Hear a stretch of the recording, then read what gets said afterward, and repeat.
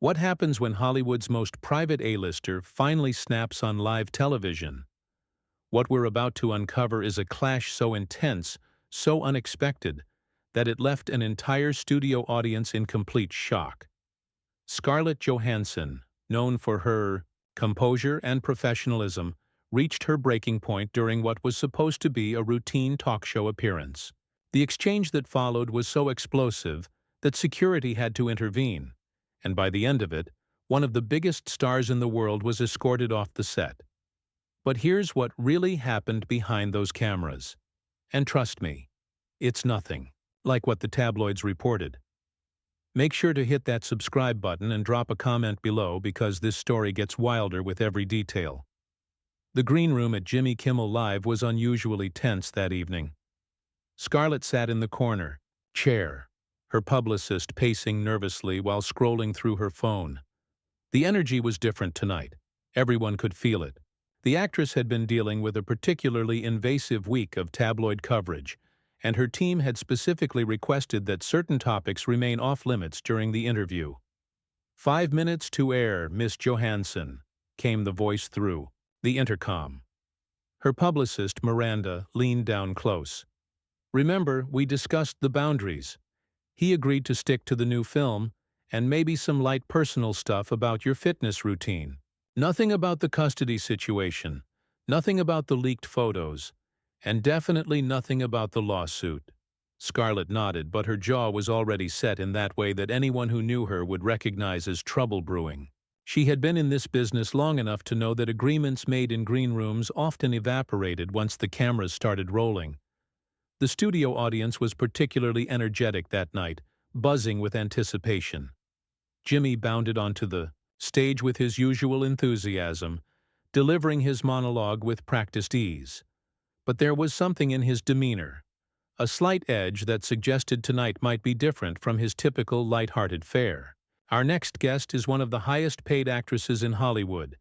She's been nominated for 2 Academy Awards, and her new action thriller just topped the box office.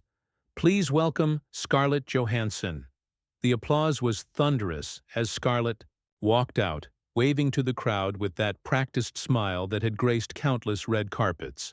She looked stunning in a black blazer and tailored pants, every inch the consummate professional. But those who knew her well might have noticed the slight tension in her shoulders, the way her smile didn't quite reach her eyes. "Scarlett, welcome back. You look fantastic," Jimmy said, standing to greet her with a hug that seemed genuine enough. "Thank you for having me, Jimmy. It's always a pleasure," she replied, settling into the guest chair with practiced grace. The first few minutes proceeded exactly as planned. They discussed her new film, a high-octane thriller where she played a former CIA operative seeking revenge. Scarlett was animated and engaging, sharing amusing anecdotes about the intense training regimen she had undergone for the role. "So I had to learn 3 different fighting styles, and let me tell you, my stunt coordinator did not go easy on me. I was covered in bruises for months," she laughed, and the audience laughed with her. Jimmy leaned forward with interest. "Now, you've always been known for doing your own stunts when possible. Is that something you insisted on for this film?" "Absolutely. I think audiences can tell the difference when an actor is really committed to the physicality of a role. It adds authenticity that you just can't fake with camera tricks." The conversation flowed naturally, and for a moment it seemed like this would be just another successful late-night appearance. Scarlett was charming and witty, the audience was engaged, and Jimmy was in his element as the affable host. But then something shifted. "You know, Scarlett, speaking of authenticity," Jimmy said, his tone taking on a slightly different quality, "there's been a lot of talk lately about privacy in Hollywood, especially with some of the recent incidents involving unauthorized photos and personal information being leaked." Scarlett's smile faltered almost imperceptibly. Miranda, watching from the wings, felt her stomach drop. This was exactly the territory they had agreed to avoid. "Well, Jimmy, I think privacy is something everyone deserves, celebrity or not," Scarlett replied carefully, her media training kicking in. Of course, Jimmy nodded, but there was something predatory in his expression now. But some people are saying that maybe in this digital age, privacy is becoming an unrealistic expectation, especially for someone in your position. The studio fell slightly quieter. The audience could sense the shift in energy, even if they couldn't quite put their finger on what was happening. Scarlett's posture straightened. "I'm sorry, what exactly are you suggesting?" "Oh, nothing specific," Jimmy said with a casual wave of his hand. "It's just, you know, when you're in the public eye, making the big bucks, don't you think there's a certain level of, let's say, transparency that comes with the territory?" The words hung in the air like a challenge. Scarlett's publicist was now frantically trying to get someone's attention backstage, making slashing motions across her throat, but the cameras kept rolling. "Jimmy, I think there's a difference between being a public figure and having your basic human rights violated," Scarlett said, her voice remaining level, but with a new steel underneath. "Rights, sure, but come on," Jimmy chuckled. And it was not a pleasant sound. "You've built your entire career on your image, your look. Isn't it a little hypocritical to complain when that same image gets a little more exposure than you'd like?" The audience was now completely silent. This had crossed a line, and everyone in the room could feel it. Scarlett's hands, which had been resting casually on the arm of her chair, were now gripping it tightly enough that her knuckles were beginning to turn white. "Excuse me?" she said quietly, and there was something dangerous in that quiet tone. Jimmy, either oblivious to the warning signs or deliberately ignoring them, pressed on. "Look, I'm not saying it's right or wrong. I'm just saying that maybe, just maybe, someone who's made millions of dollars off of playing characters who are, let's be honest, often pretty sexualized, shouldn't be so shocked when the lines get a little blurred." The silence that followed was deafening. You could have heard a pin drop in that studio. Scarlett stared at Jimmy for a long moment, and when she finally spoke, her voice was deadly calm. "Are you seriously suggesting that I somehow deserve to have my privacy violated because of the roles I've chosen to play?" "I'm not suggesting anything," Jimmy said, but his nervous laughter betrayed him. "I'm just saying that maybe there's some responsibility that comes with the choices we make in our careers." That was the moment everything changed. Scarlett stood up slowly, and the movement was so sudden and deliberate that several audience members audibly gasped. "Responsibility?" she repeated, and now her voice was rising. "You want to talk about responsibility, Jimmy? Let's talk about responsibility then," Scarlett continued, her voice now carrying across the silent studio like a blade. "How about the responsibility of a talk show host to treat his guests with basic human decency? How about the responsibility not to ambush someone who came here in good faith?" Jimmy's face had gone pale. He was clearly realizing that he had miscalculated badly, but it was too late to back down now. The cameras were still rolling, and millions of people were watching this unfold in real time. "Scarlett, I think you're overreacting a bit here," he said, attempting to regain control of the situation with a nervous laugh. "We're just having a conversation." "Overreacting?" Scarlett's voice pitched higher, and now she was fully facing him, her composure completely shattered. "You just implied that I deserve to be violated because of my job choices, and you think I'm overreacting?" The studio audience was completely transfixed. This was not the polished, sanitized entertainment they had come expecting. This was raw, real conflict happening right in front of their eyes, and nobody knew what to do with it. "Look, maybe I phrased that wrong," Jimmy started, but Scarlett cut him off with a sharp gesture. "No, you phrased it exactly how you meant it. You've been sitting there with that smug little smile, thinking you could corner me, thinking you could get me to break down so you'd have some viral moment for your show. Well, congratulations, Jimmy. You got your moment." Backstage producers were scrambling. This was live television, and they were watching their carefully orchestrated show spiral completely out of control. Miranda was now openly cursing, trying to figure out if there was any way to salvage this disaster. Jimmy was sweating visibly now. "Scarlett, please, let's just take a breath here, and maybe start over." "Start over?" Scarlett laughed, but there was no humor in it whatsoever. "You want to start over? How about we start over with you explaining to your audience why you thought it was appropriate to invite me here under false pretenses? How about we start over with you explaining why you agreed to certain boundaries, and then decided to cross them anyway?" The audience was beginning to murmur now, sensing that they were witnessing something unprecedented. Some people were taking out their phones, trying to capture this moment, but security was already moving to stop them. "I never agreed to any boundaries," Jimmy said defensively, and that was clearly the wrong thing to say. Scarlett's eyes flashed with fury. "You never agreed? Your producer spoke directly to my publicist. We had explicit agreements about what topics were off limits. Are you telling me that was all just a lie?" "Well, I mean, those conversations happen, but when we're here, when we're doing the show, I have to ask the questions that the audience wants answered," Jimmy replied, and his voice was getting more defensive by the second. "The audience wants answered?" Scarlett repeated incredulously. "The audience wants to hear you victim-blame women who've had their privacy violated? The audience wants to watch you ambush your guests with topics they've specifically asked you to avoid? What kind of audience do you think you have, Jimmy?" There were now audible gasps and murmurs from the crowd. Some people were clearly uncomfortable with what they were witnessing, while others seemed unable to look away from the train wreck unfolding before them. Jimmy was now visibly flustered, sweat beading on his forehead. "Look, Scarlett, you're putting words in my mouth here. I never said anyone deserved anything. I was just trying to have an honest conversation about the realities of fame in the modern world." "Honest conversation?" Scarlett's voice was now approaching a shout. "There's nothing honest about what you're doing. You're hiding behind the pretense of journalism to justify your tabloid garbage. You're using your platform to shame women who've been victimized.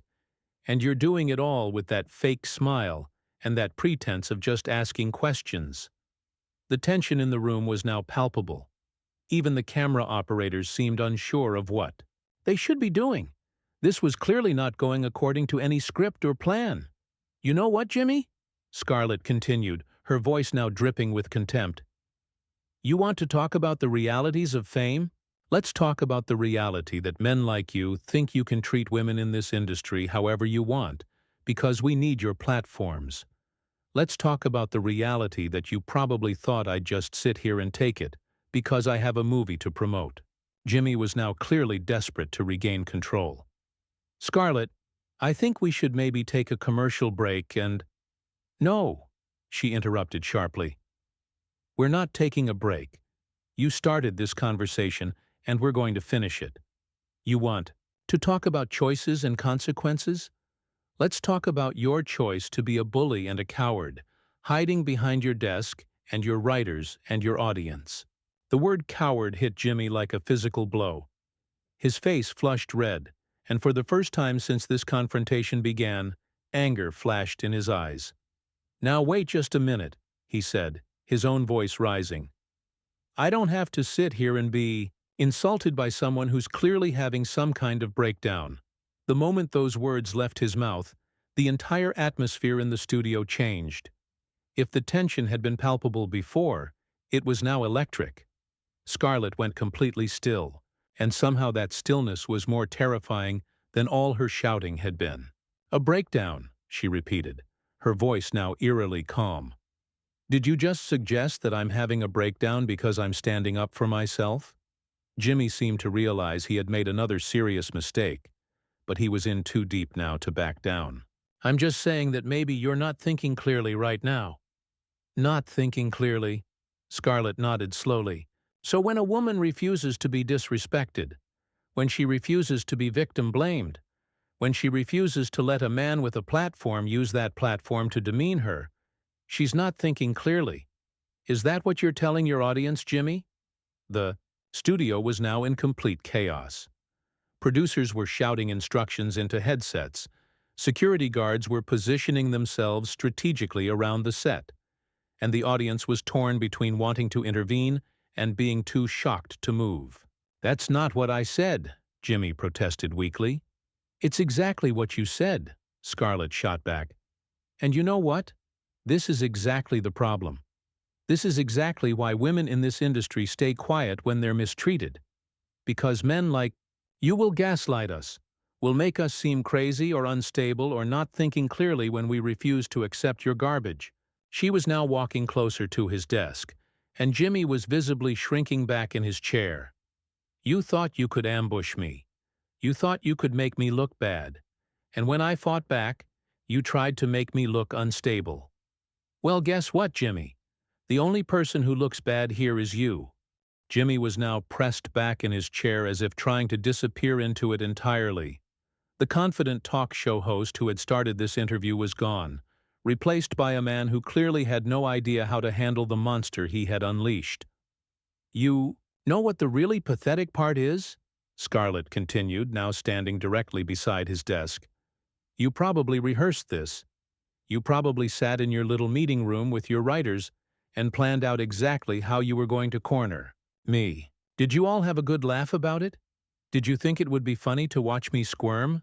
"Scarlett, please, let's just calm down," Jimmy said, his voice barely above a whisper now. "Calm down?" She laughed harshly. "There it is again. The woman needs to calm down. The woman is being too emotional. The woman should just accept being disrespected and smile about it." "How original, Jimmy. How absolutely groundbreaking of you." The audience was now openly murmuring, with some people calling out for security. The energy in the room had shifted, from shocked silence to genuine concern, that this situation was spiraling beyond anyone's control. "You want to know what's really sick about this?" Scarlett's voice was now carrying a deadly calm that was somehow more intimidating than her shouting. "Had been. You make millions of dollars? You have this platform, you have all this influence, and this is how you choose to use it. To tear down women, to make victims feel ashamed, to hide your cruelty behind entertainment." Jimmy made one last desperate attempt to regain some semblance of control. "Look, I think we're both getting a little heated here. Maybe we should—" "Heated?" Scarlett slammed her hand down on his desk so hard that his coffee mug jumped. "You think I'm heated? Jimmy, you haven't seen heated yet." That was apparently the signal security had been waiting for. Two large men in black suits started moving toward the stage, but Scarlett saw them coming. "Oh, perfect," she called out, gesturing toward the approaching security guards. "Here comes the cavalry to protect the poor defenseless man from the scary woman who won't shut up and take her abuse quietly." The security guards hesitated, clearly unsure of how to handle this unprecedented situation. This wasn't some random audience member causing a disturbance. This was one of the biggest movie stars in the world, and she was absolutely demolishing their host on live television.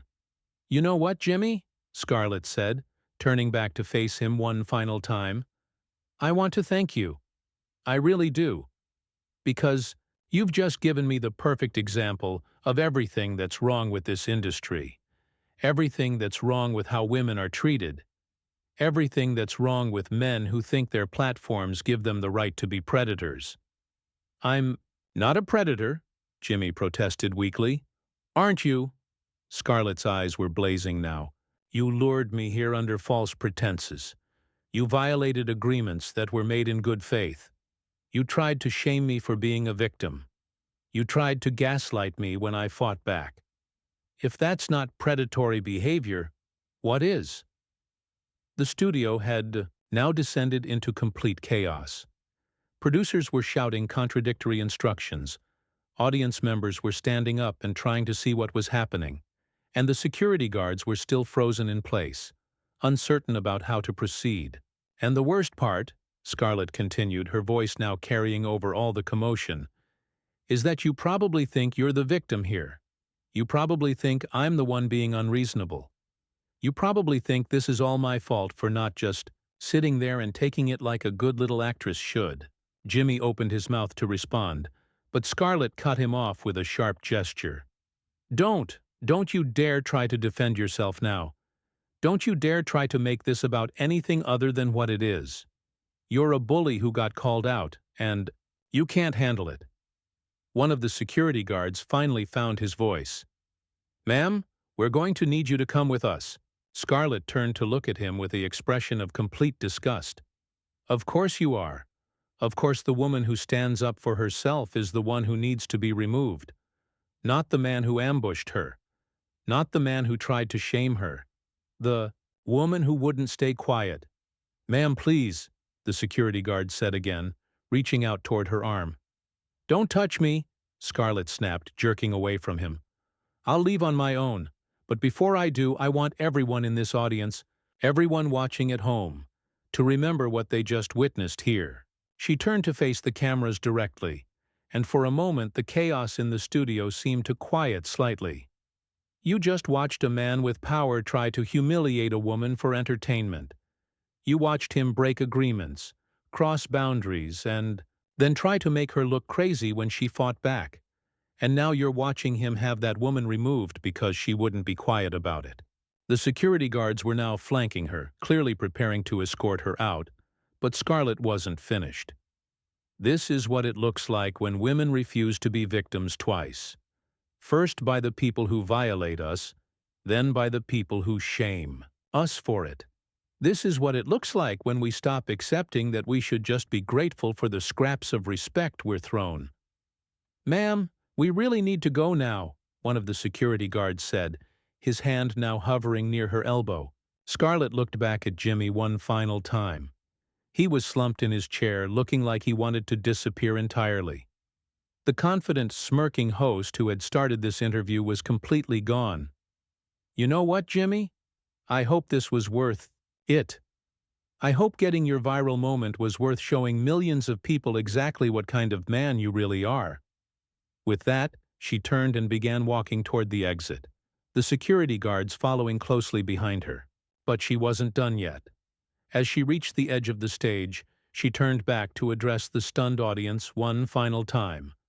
And to everyone who's been sitting there quietly watching this happen, ask yourselves this: when you see someone being bullied, when you see someone being disrespected, when you see someone being torn down for entertainment, what are you going to do about it?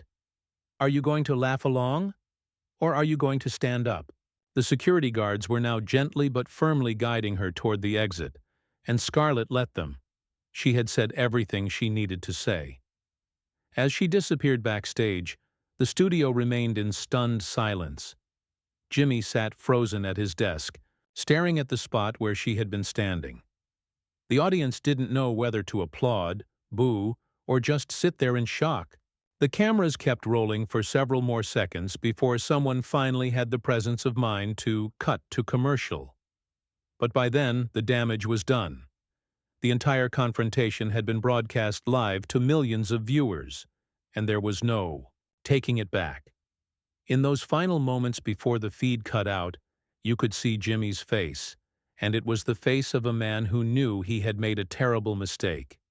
The face of someone who had underestimated his opponent and paid the price for it. The last image viewers saw before the commercial break was an empty chair where Scarlett had been sitting, and Jimmy staring at it like he couldn't quite believe what had just happened. So there you have it, the explosive confrontation that left an entire studio speechless and ended with one of Hollywood's biggest stars being escorted off live television. But here's the real question I want you to think about. When you see someone standing up for themselves like this, when you see someone refusing to be a victim, does it make you uncomfortable, or does it inspire you? Drop your thoughts in the comments below. Hit that subscribe button for more stories that expose what really happens behind the cameras. And let me know, have you ever had to stand up to a bully in your own life?